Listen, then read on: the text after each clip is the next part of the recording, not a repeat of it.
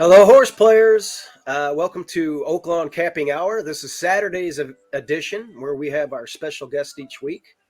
And this week we have a wonderful guest, Rich Nilsen. Uh, Rich, thanks for joining in. And,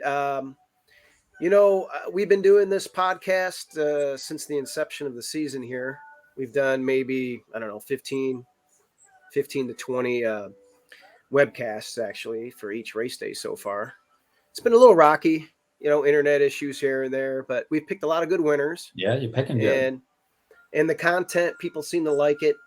And so everybody out there, we're looking for feedback from anybody. If you guys want to hit us up on Twitter or hit us up on our YouTube channel, say, hey, maybe try this or maybe try that. We'll always appease our fans when we can. I guess the most important thing is just picking the winners.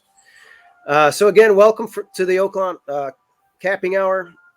Yes, Rich, great to finally be on, guys. Yeah, I've been wanting to get you on. I know you have a little mold issue that you're working on at the house, but I saw some of the photos, and it looks like you got the contractors in. Yeah, and you got them out, and things are looking good on that front. We're making progress. Cool. Before we segue into everything, I want to talk about what you do. Your background a little bit. You do have a website called agameofskill.com. I have it scrolling on the bottom there if anybody wants to look at it or take a peek at your website. Tell me a little bit about that website and what that's all about.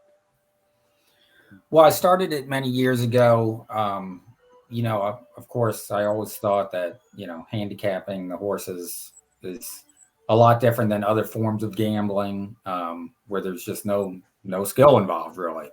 And that's one of the things that separates, what we do. And so I started it years ago, put a lot of different educational articles out there. I don't do quite as much with it as I probably would like to. Managing a site like that is pretty time consuming, but there's tons of handicapping resources on there, for the beginner and up to more advanced players. I have a monthly newsletter that I'm sending out at the beginning of every month that has some of those articles in it and feeds people back to the website. And, that's a free newsletter that people can sign up for. And it's just a fun free site. Definitely welcome all the viewers to go check it out. Okay, that's cool. Yes. And Rich, you've been around for a while, and I know you were instrumental in actually getting horse contests off the ground. You're one of the pioneers, so to speak. You've been involved with a lot of different things. Can you tell us a little bit about that? Well, I went to the University of Louisville Equine Industry program for my college degree. And then shortly after I graduated from Louisville, I got a job with Bloodstock Research, aka Brisnet.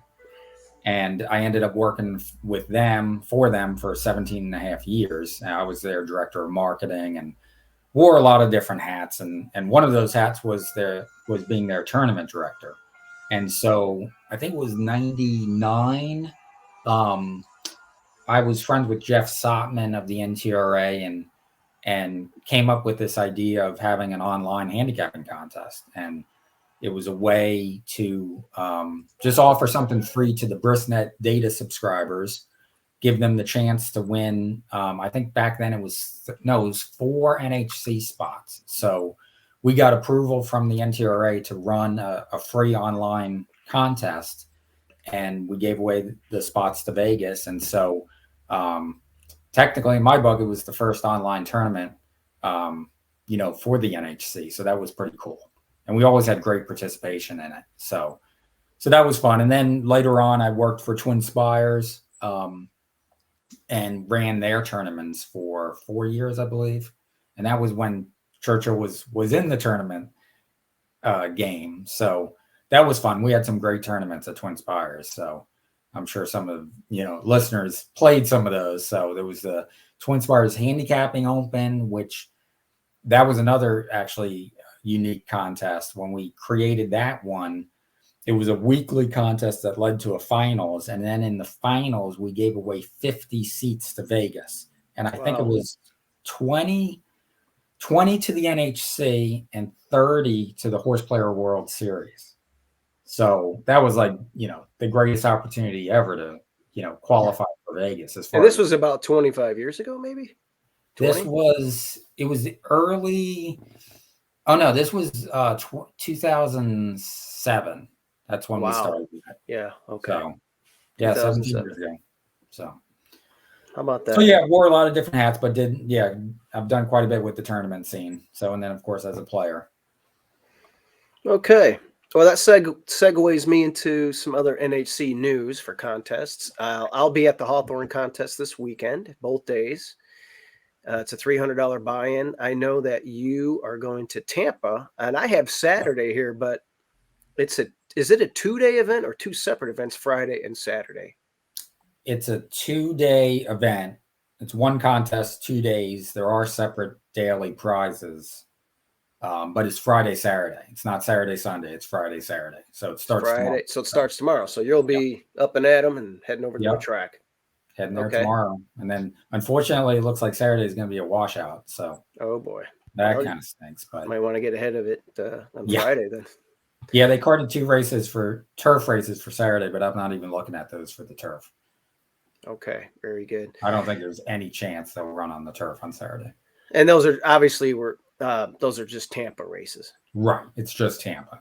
Okay, yeah, I remember last year I got kind of how the contest used to be years ago, where it was just the one track, and yeah, I always liked those contests. So yeah, I got DQ'd out there last year. If you remember, we won't talk about that. That was brutal. I don't know what I was thinking. I was under the weather then too. Anyway, I got an email from Michelle Ravencraft. Won't say who I voted for. I had to vote for 3 people. But you are nominated. All right, I got to go now. You're nominated to the Hall of Fame, and you've been nominated a few times now. And I think this is the year is where I'm getting at. I drew a short field. There's only 7 nominees, and they're taking 3. So I've got a pretty good chance this time around. Yeah, I was looking at your resume online. I mean, you're a 19-time qualifier. You've hit the top 10 twice. Finished 8th in 2002 and 8th in 2011. Yeah, and I actually finished 5th in 2019. Yeah. That's when we met. Yeah, and that's a thrill when you're right there and have a shot to win it. And you having been there twice with a shot to win it, that's pretty amazing. And you also finished 43rd in 2014. So you've had and you've cashed 4 times. So resumes there. You have a great background in racing. You've helped out a lot of horse players, and I think when you throw everything together, it's not just about your accolades to make it to the Hall of Fame. It's what you've done for the industry, and I think your resume fits on both fronts. So I'm hoping you get in. I appreciate that. I definitely tried to help the industry over the years, and certainly worked in it for a long time. So we'll be looking for that. Marco, before we get into our races, I always like to bring up the weather report. Sunny skies on Saturday? Sunny skies, should be fast track. We got like one cloud coming in, I think, tomorrow I don't even know if it's going to do much damage at all. So it's going to be pretty nice. Should be sunny and, in the 60s. All right. Yeah. I handicap for fast, and when I got your picks, Rich, you said handicap for fast. That's good. I had weather on my mind with you have to at Oaklawn. Checking Tampa. So yeah, you gotta always keep your eye on the surface at Oaklawn. Okay, so race 1, is a 10,000 claiming event for 4-year-olds and up, going 6 furlongs, and I don't know if you know this or not. Well, the purse is $32,000 for this particular race, but the smallest purse at Oaklawn is $30,000. I didn't know if you knew that, Rich, but you'll see a lot of big purses as we go through these races. Race 1, we're all kind of different here. I'll start us off. I went with the 8 Drifter, and you're going to hear me say this a few times. Drifter exits a really tough race, and the winner of that race was the Ride of a Lifetime. And a Ride of a Lifetime beat a lot of foes on the card today. And I think you're going to see these horses come back that ran in that key race and do well. This horse, the last two times it ran at similar levels, did win.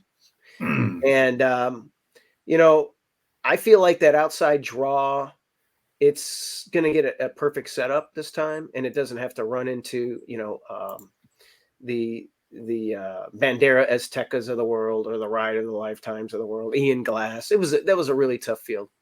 So rain or shine, sloppy or fast, this horse dominated in its last two events. It's perfectly drawn.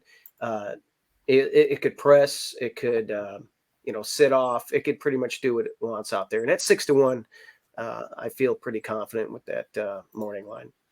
Marco, you landed on the 5. Stand for Freedom. Yeah, Stand on the Freedom. I think Stand for Freedom and Raymond are both worth a good look here. Both have similar running styles and both trained by high percentage trainers. I got, I think, the better rider and a better post position on Stand for Freedom. I think he should sit up close, about a length or two out, and should take over between the top of the stretch and the 16th pole and say, see you later.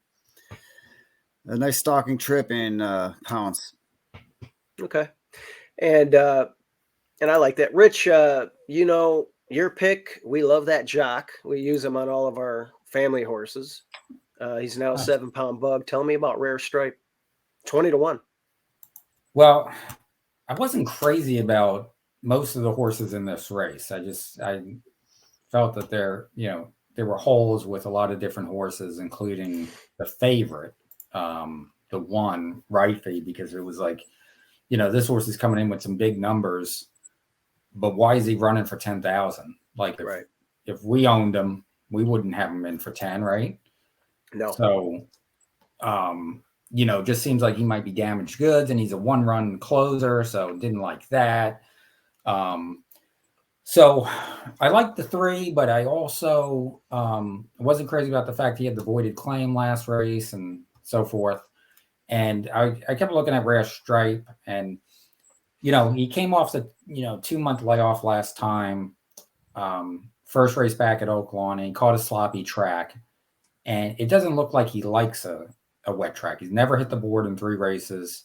So if you throw out the last 2 races, actually, which were both on wet tracks, and you go back to the 3rd race at Remington, where he aired, running for 7,500, ran a monster race that day. If he runs anything close to that, he has a chance in this race.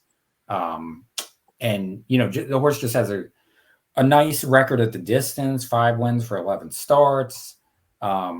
Just looked like a potential live long shot. It's the type of horse I would play in a contest. So, taking a shot in the opener with Rare Stripe. Yeah, I like that pick a lot. And, it's one that I'll definitely have in the early pick 5 when I play it. And you're right. This kid, too, is pretty remarkable. Watch him ride. Pay attention to him. He likes to take the rail route. He'll go through any hole. And he's aggressive. He's getting 7 pounds. Real quick, do you know how long they carry 7 pounds for after they win 5 races? Because they go as a 10-pound bug after 5 wins, and then after that, how many races do you have to win before your 7-pound is designation? I don't know, and I don't know. I would assume it varies in different jurisdictions, but okay, it seems like it lasts a long time. Seems like the 7-pound part lasts quite a while. So that'd be interesting to look up. Well, in any event, good pick there. I like it.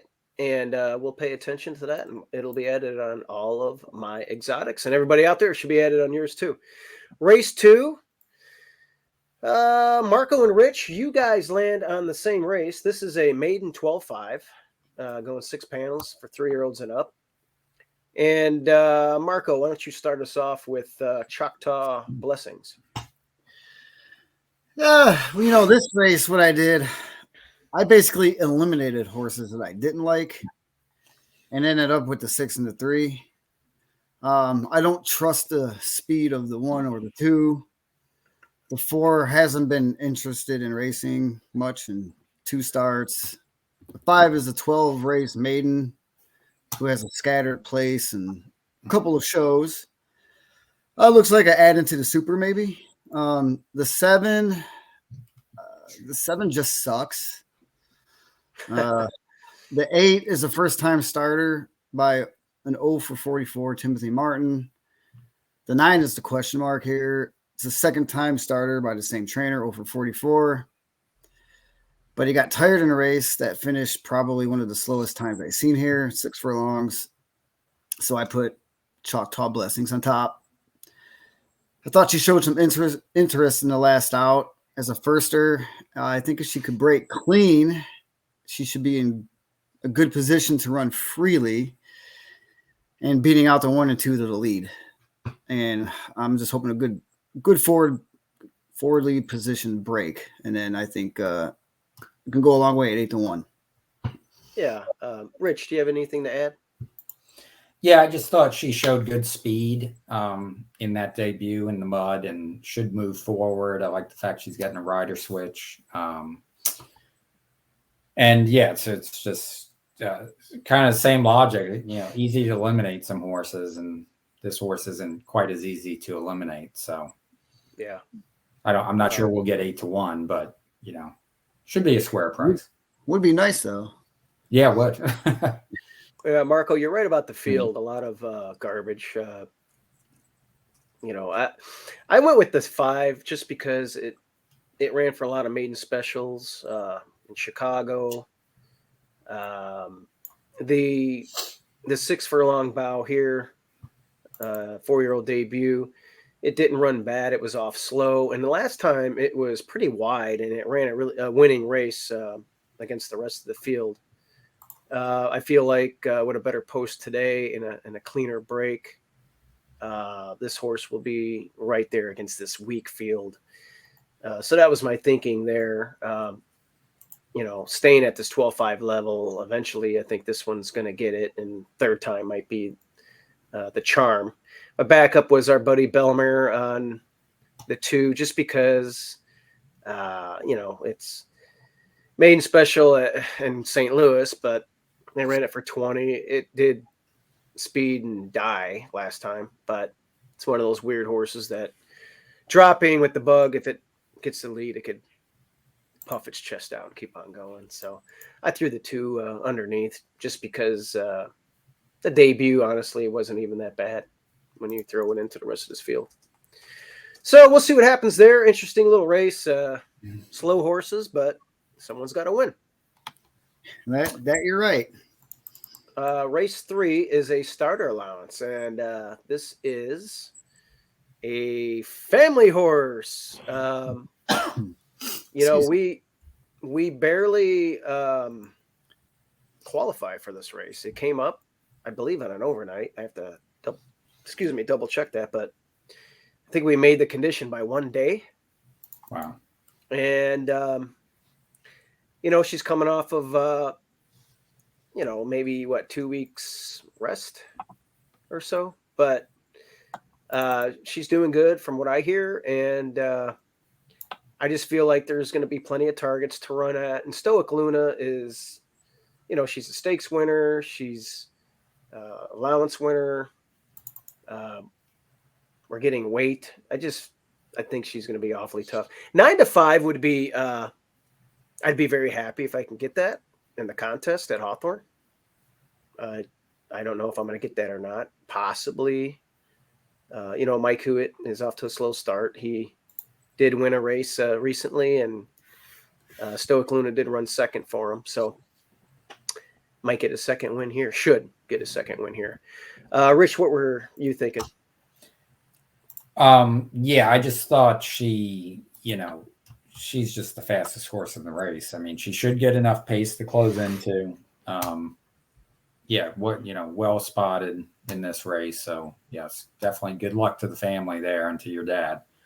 Hopefully see him in the way. Is he going to be there? Who's going to be representing the family? Well, I believe my uncle Marco, you're going to be there. I'll be there. Nice. Yeah, I plan on taking a picture. So yeah. My brother Danny will be there. He got his trainer license, and then my uncle Mike and Marco will be there, and a lot of other family members. So hopefully we can win, get in that win picture, and yeah, that'd be awesome. for the contest. Mhm. I don't know. I'm not going to do a win bet most likely. I think I might do because underneath, I mean, I like the 6, you guys like the 1, and I'll probably throw in another horse and do like a $50 trifecta 7 over 3 other horses for 150. And then if it pays 25, $30, that's like $2,500, so for 50 cents. So I guess I'll try and do something with that angle. I'll have to throw in a third. I'll probably throw in either Joe Sharp or I don't know. I'll have to look at that for the third horse. All right. Yeah, I like the second off a layoff on the 1, stretching out from the 6 furlong muddy race last time, and the switch to Christian Torres, who's won on this mare. So yeah, I like it too. Yeah, and makes sense. This is the race Timothy Martin does not get his first win. But if he runs second, I'll take it. Second I'll would take work. it. I think he's got a good chance to run second. That's a pretty nice horse, And if Stoic Luna wasn't in this race, that would be my pick and have a good shot to win it. I think, but unfortunately, that's just the way the condition book goes. Yeah, I threw Pretus in there. John Ortiz claimed it. It likes Oaklawn. I think it's a horse for coursing. It's working well here. It's running well here. It's got 2 starts, a win in the third. Lifetime best number in the last. Waters get deeper, but again, I just needed to run second or third, for the purposes of my trifecta. All right, race 4 is a $45,000 state bred non-2 life. These are all Archie breds, and Rich and Marco are on the 3. I land on Rich's backup pick. I'll start off with the 4 horse. The 4 is Third Watch. Now, Third Watch is a horse that I watched live at Oaklawn, and I even tweeted before the race. This is for 10 Strike Racing, Marshall Graham. And I tweeted before the race, I really liked Third Watch in this race. And I bet it, and it was a lukewarm favorite that day. But I didn't get when you're watching the races live, especially at Oaklawn, it's hard to see the trip. So I go back and I watch the replay of this horse, and it had a lot of traffic issues going into that first turn.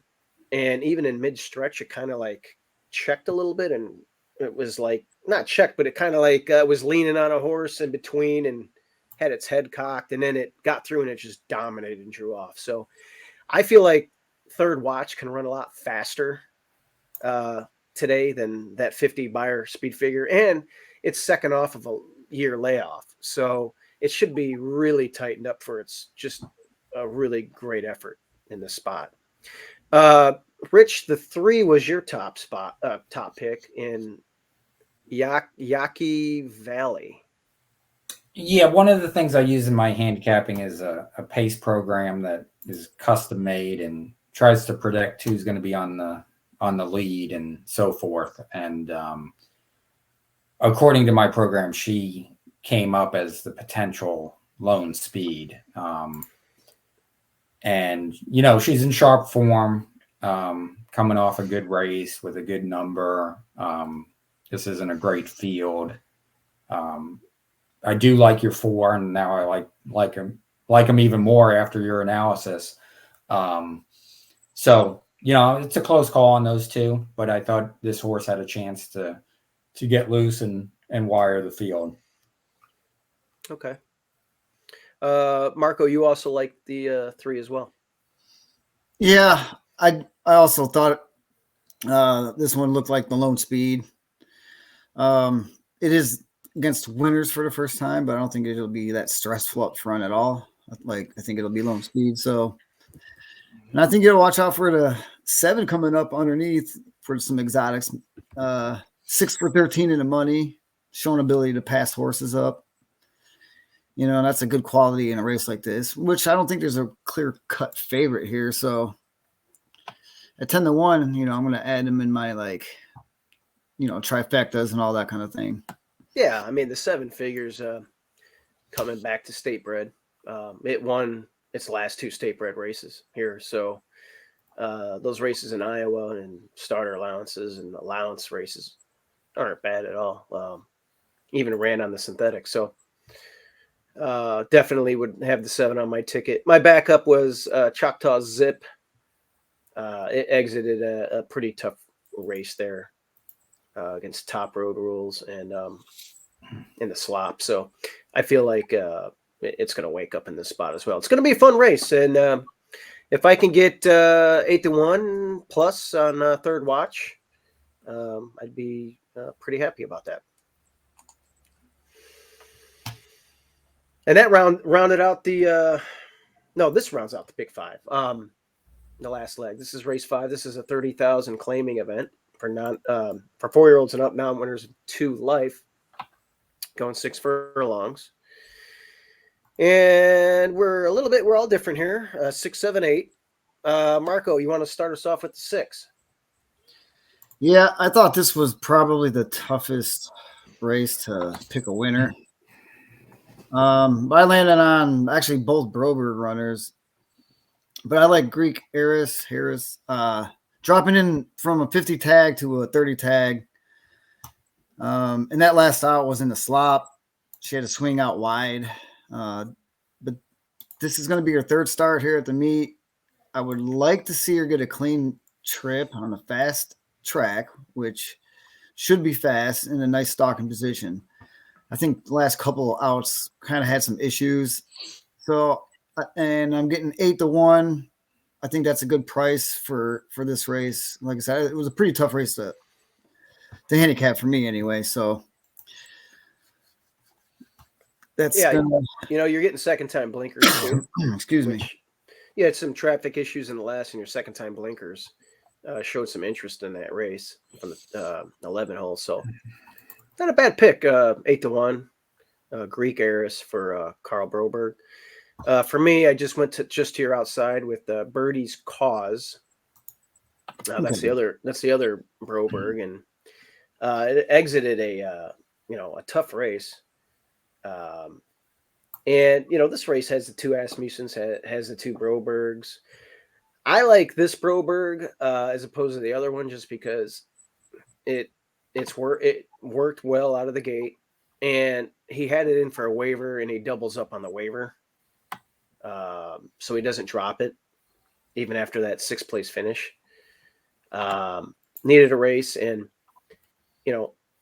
he shows confidence in the animal by bringing it back. And I've said that before. So when I see a trainer like Carl or any of these other guys doing a double waiver claim, they like the horse and they think it's going to move forward at some point. So I put the 7 on top.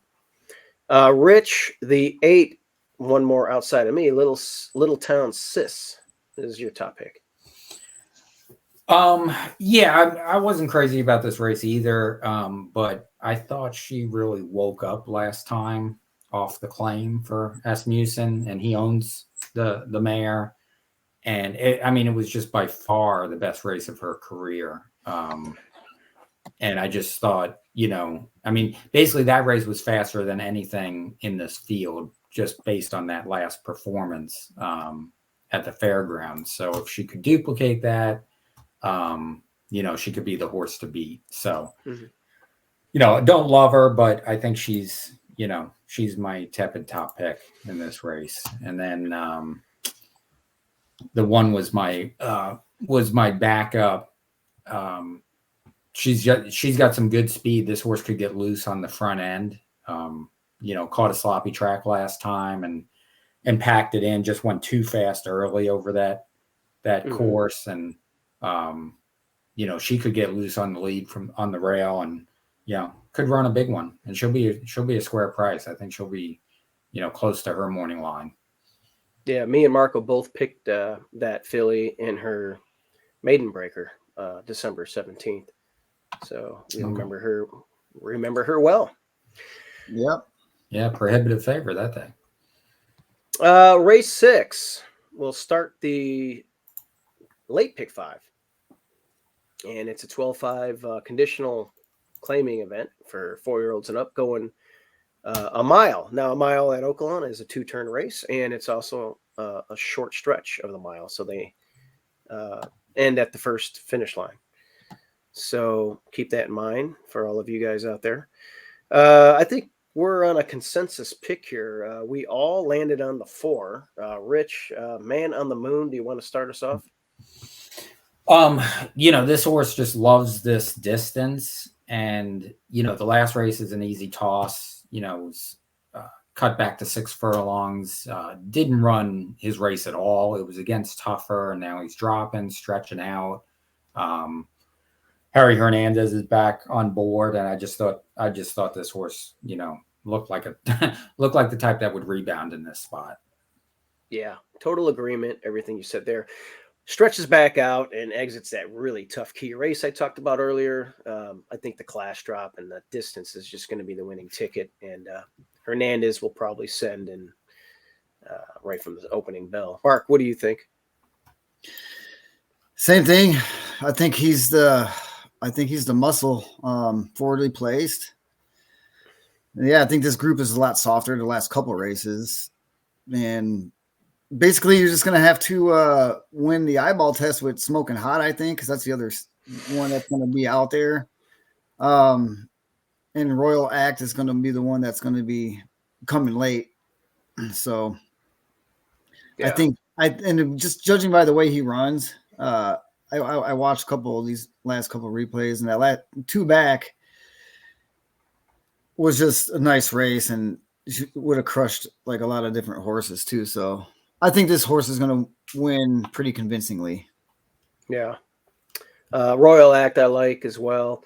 Rich, your backup was Wi-Fi. Yeah, it's a big long shot. I don't know if this horse can get the distance. He's kind of bred to be a sprinter, but he draws the rail with De La Cruz aboard, and they're wheeling this gelding right back. It ran 8 days ago, going 6 furlongs. So I like the quick wheel back and the stretch out, and there's a long shot angle with the trainer stat on the Briss Ultimate PPs. The last 5 times this Rufino guy ran a horse second time off the claim, he's won 3 times with 4 in the money. So he's hitting 60% second race off the claim. So small sample size, but it's interesting long shot angle coupled with the the wheel back and the stretch out. So I'll probably single here in the late pick 5, but I might do like a $5 trifecta. Throw your 2 in there underneath with the 6 and something else, and see if we can cash a nice little ticket there. Race 7, maiden special weight, $115,000. These are for 3-year-olds and up, so you might have a few older horses in here. Some actually, these are fillies too. So going 6 furlongs. You guys both landed on the 6. I'll talk about my 1. Paparina. Paparina ran fast in her debut. When I watched it, she was very rank all the way around there, and she still ran fast and still ran a good second. I'm hoping she settled down a little bit. She's had 3 works since that race. I would imagine she got a lot out of it. Now, that was for maiden 40, so you're going to be running against some maiden specials, but a 68 number is pretty good for these fillies. And she's a 4-year-old. She's a little bit more mature than most of the field. So just being older, running relatively fast in debut and being very rank while doing it, if I can just relax a little bit, maybe I can run a little bit faster and get the job done. 9-2 square price, $11 horse. You guys both landed on the 6. Mark, start us off with Bold Appeal. Really went out and used my imagination on this one. It's the Brad Cox favorite. The horse just looks really fast. You're getting Lasix. It faded last out, but I mean, it ran against Tanya Showers, Lemon Muffin, Blue Skull, which are all proven winners here, stakes winners. And I think this horse may be a stakes horse shortly after this race. And I really don't see that in any of these other runners here, at least yet in their careers. So I think the chalk is going to prevail here. Rich? Yeah, I mean, I was originally going to pick the 7, but it's always tough to go with Dwayne Lucas with the low percentage that he hits at. And this looks like a Brad Cox horse that should win when you figure the first time Lasix. And I like the blinkers off a lot because she showed so much speed in that debut. I mean, she just went really fast, which is why she packed it in late. I mean, I guess it's possible she bled as well, but the Lasix should help her. The blinkers off should help her. She looks like a pretty, prohibitive favorite to me. So yeah, I agree. She's going to be tough. She's, should be 3 to 5. She's going to have to. Yeah. She's got that foundation race under her belt. She's 3. She ran against, Tanya Showers is run later on in the Dixie Belle, and a lot of people like her. So, yeah, duly noted there. 8 to 5, not a lot of imagination, but at the same time, she's the fastest early, and if she draws off by 5, it'll be like, we knew that was going to happen. Let's see. The 7 was a popular pick with you two guys. The 8 for me, just on connections and morning drills. I'm like, I'll give the 8. I'll throw the 8 on my ticket, but it's 5 to 2. I didn't feel like picking that one on top.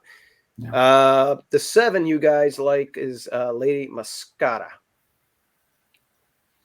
Anybody want to talk about that? Oh, and Rich, you already talked about it. Mark, yeah, I mean, she's got good works. She's got blinkers on. She's got first-time Lasix. She's run some good races. She's got good tactical speed. But again, she's going to be 9 to 2 or something like that. It's just when I play Dwayne Lucas, I like to get a price. Yeah. So, the horse doesn't look that bad at all. But again, I don't think anybody's going to catch. Yeah, I mean, if you look at the odds she's gone off, she's 5 times she's gone off at basically 5 to 2 or less, and she's gotten beat. So that's not a good sign either. She was pretty good last summer. She just, that 71 was good, and she just they threw her into the wolves as a maiden. I don't know what the coach was thinking there, but. Yeah, I mean, now you got, some equipment changes and you're making your 3-year-old debut. You got a nice work tab, so can definitely move forward. Yeah. All right. Race 8. All right, race 8 is a state bred optional claiming $30,000 for the purse is $140. These are Arkansas breds. 3-year-old fillies and up. I went to the rail with Mozingo Diodoro. Ran fast. And let me get the right notes here. Oh, exits World Beaters. Oh, yeah, this is the one that ran against Cantex and Kaboom Baby. Ran 3rd. And those two would crush this field. Second off of a long layoff. I'm thinking this, filly's going to run much faster, and she's the class. And I really feel like she could put on a show in here at a short price. I don't want to really divulge too much more after that. Marco, the 3, Miss Carroll County. Miss Carroll County, so there was a little chirping going on the backside. And I heard a rumor, that this horse is feeling really good. trainer and owner combination really like her, and they say that something went bad, I guess, by the Rainbow Mist, and probably should have won that race last spring. So, and then it raced a couple more times, and then it got some time off. And it's got some good works coming into this race. And at 15-1, I'm just gonna go by a little what I heard. So I heard this horse is ready to run and fire a big race. So in 15-1, sometimes when you hear things from, I guess it's not the horse's mouth, but it's close enough. Yeah, I threw it underneath. Work tab is good. I'm getting a jockey upgrade from the previous riders. So it's going to be interesting to see if it can compute those morning drills and being just a more mature 4-year-old filly now. Yeah, I'm not sure what happened with the horse, but apparently there was, an issue or whatever that's all taken care of, and okay. feeling really good about herself. Well, she has some ability. If you dig deep into the PPs and look at some of the numbers that she's run, she's definitely fast enough to win the race. Rich, you went to the 7, Music Mistress. Yeah, well, I will definitely be including Marco's horse there. That's an intriguing long shot for sure. Yeah, I mean, I thought this race was pretty wide open if you could get past the 1. That's a big if based on what you were saying, Steve-O. I thought the 7 was coming off a really nice race where she just really improved a lot. It was just huge improvement. She won at 24-1. That was against Open Company. She's dropping back in against Arkansas Breds on the rise up to the 3 Life Company. And the trainer's been red hot. 2 for 4, 3 for 4 in the money.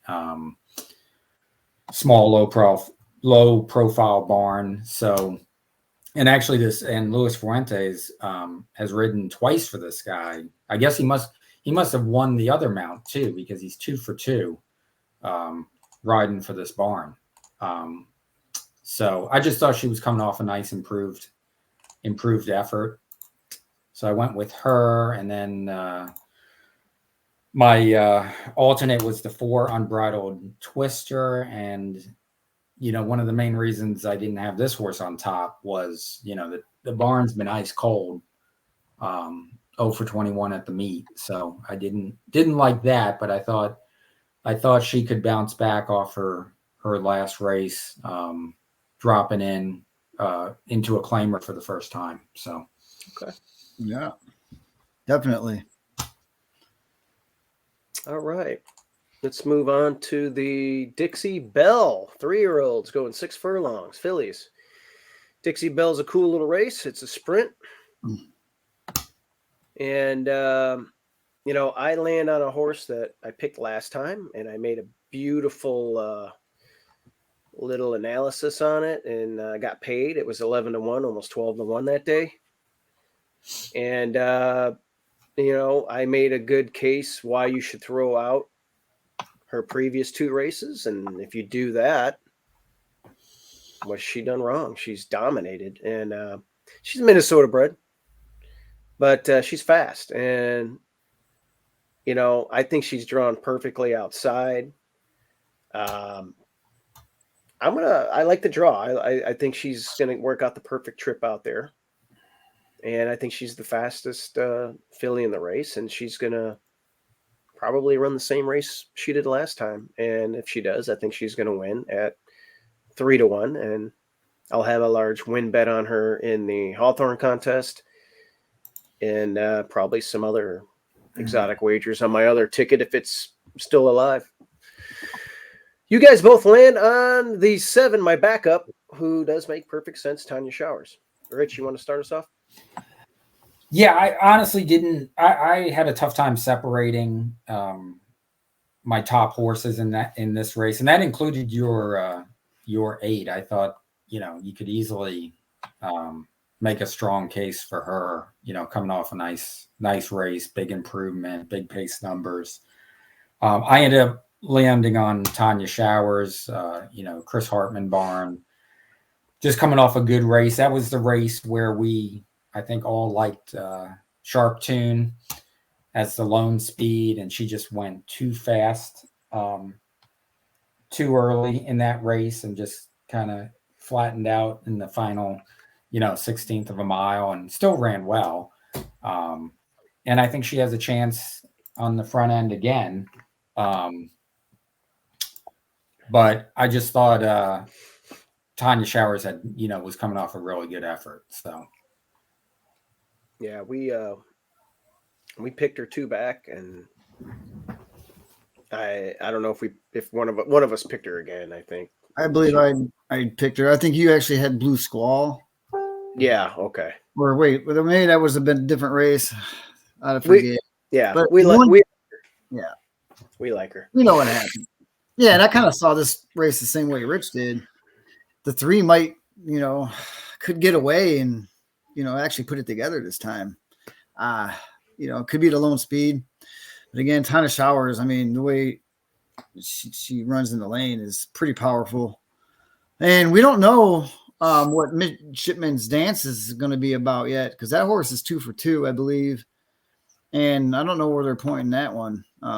Yeah, interestingly, she's not in here. Yeah, so, and we don't know what kind of horse that will be. So who did Tanya Showers lose to in that race? It could be even a better world beater. So right now, Tanya Showers looks like she's on top of her game. Mm-hmm. I like it. So that's going to be an interesting race. I personally feel it's going to be a 2-horse race there, but we'll see. We'll see how that shakes out for the Dixie Belle. The last race is one that personally I had no clue what was going to really happen here. I'm probably going to have to split the field on my pick 5 and go just take the field and divide it by 2 and pick 5 or 6 horses out of this thing. It's a starter allowance, and they're going 1 mile and 1/8, 9 furlongs. I just try to think outside of the box here, and I think I went with a price. I got to look. Yeah, the 8. I went with Namesake, Tom Swearingen. It's just a hunch. I think the last was pretty good. And the last was also kind of sneaky. It lost by 10. It got crushed.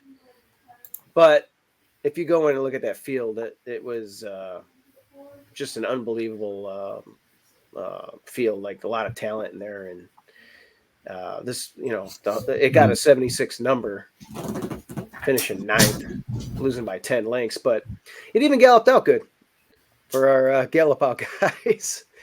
It showed a little bit of interest in the lane after it didn't really get away from the gate very good from the rail. So, are you saying Justin Dew would be on this horse? Is that what you're saying? He would say, it's dropping a little bit, and it showed a little interest in the lane and had a decent little gallop out. So, back with some friends here, 3 back at Louisiana, and that was a nice race. If it runs that, it'll be tough. Hasn't run 9 furlongs, but I don't think a lot of these have really. I gave that horse a really long look for some of the same reasons. And basically, I looked at this race the same way you did. I mean, it's a real crapshoot. There's reasons to like some horses and reasons to hate the same horse,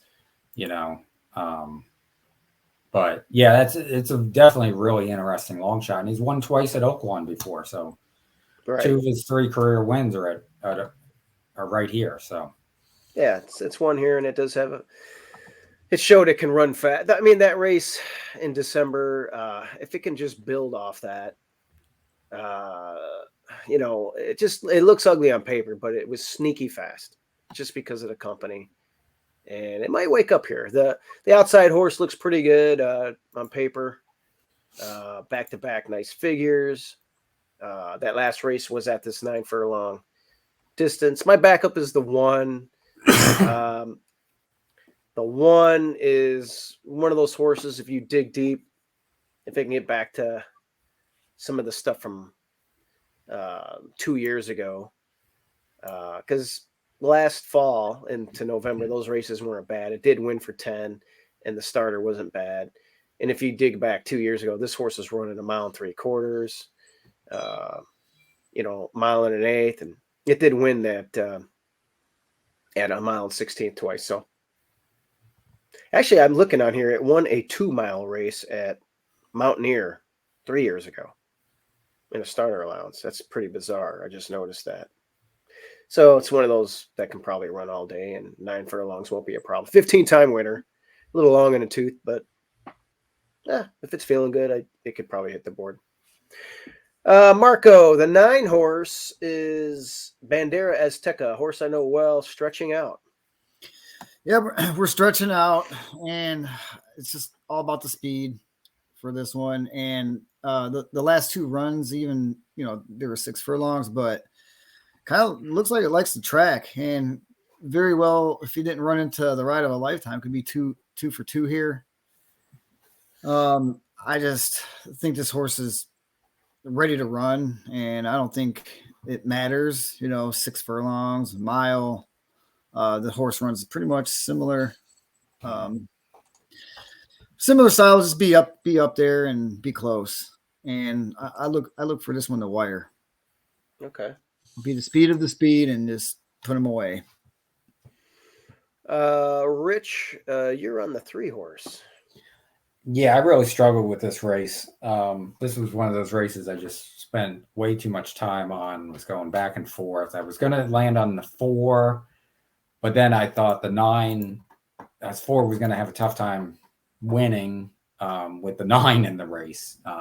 If one of those 2 were to scratch, I think the other would be very tough. But they're both talented horses that know how to win, and they want to be up on the front end. And so I ended up settling on the 3, Coach Adams, because I like the blinkers off to, for this horse to rate a little bit off this, anticipated fast pace and then make a run. He's shown some ability to rate.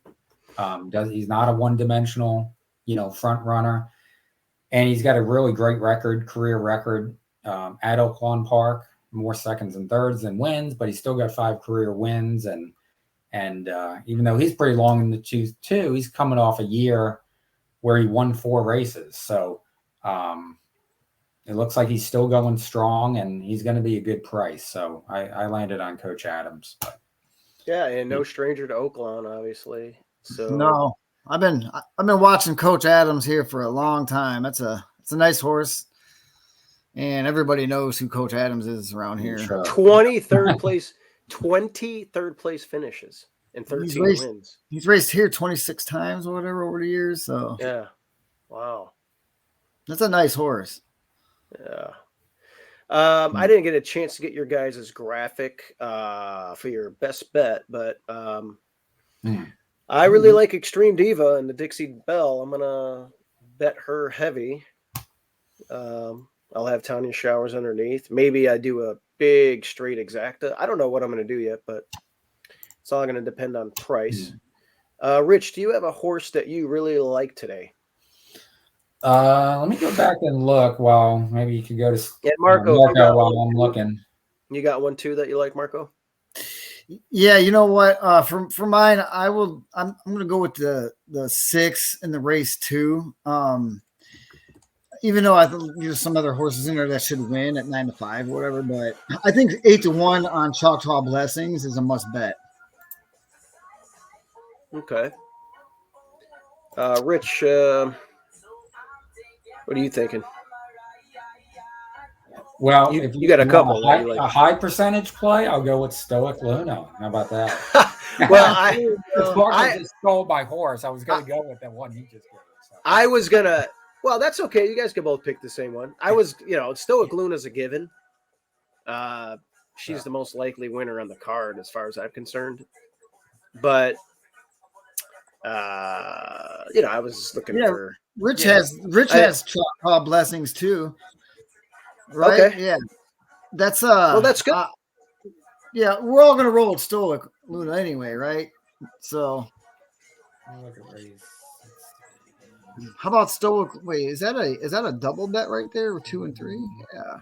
How about Choctaw Blessings and Stoic Luna for the daily double? Oh, really? Race Okay, 2. how about I'm gonna go with Man on the Moon, race 6. I like it. Okay. Well, we all like. The triple pick there, right? Yeah, we all like that one, and So, and you, yeah, good. Okay. So yeah, I think we had some good content today, guys. yeah, you guys are doing a great job putting this content out. Yeah, I think we're doing a good job. We're getting some more fans. We want everybody to like and subscribe. Rich, if you can keep spreading the word, I know you'll share it on agameofskill.com. I will. I've been putting the video out there, and what I think I'll do is I'll put the Oaklawn pace chart that my program produces for Saturday out there as well. So, all right, good. Well, Rich, what we like to say, Marco, let's cash some tickets. Let's cash some tickets, Rich, and good luck this weekend in the Tampa contest. And we'll do a little recap on our show next week. Me and Marco will, anyway, on Friday for Friday's show, talking about what I did at Hawthorne, what you did at Tampa, and yeah, good luck at Hawthorne, man. Appreciate it. We'll have to beat the Mustari clan up there. Oh yeah, you always got to beat the Mustaris. Yeah. All right, guys. Well, thanks for joining in, Rich, and let's see how we do. I'm pretty excited about the card, and Saturdays are always fun at Oaklawn, and I think we'll pick some winners. Yeah, you guys, good luck. Good luck this weekend on your contest. All right. All right. See you guys. Bye-bye. All right.